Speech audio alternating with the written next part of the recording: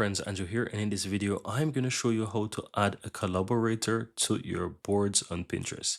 That could be someone you're working with to help to add more things to the board, or it could just simply be your friends or family that you want to share your boards with. Doesn't matter. Same steps, and it's very easy to do.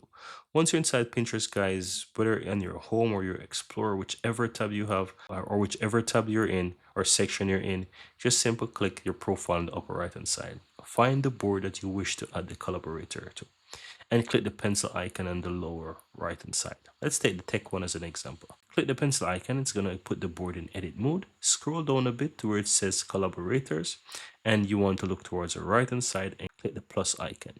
Once you do that, you can either copy this link to this board, share it with someone. They'll able to be a part of that board once they have this link, because they'll just click on it and they'll be able to get it. Now keep in mind that you also can choose what you want them to do. So you can click this option here and choose whatever permissions that you want them to have.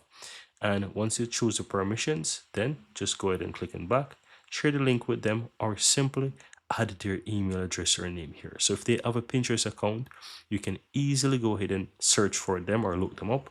So I don't know, let me type, for example, Bobby or Bobby. Let's use Bobby, something like that. You can see it start to find someone named Bobby.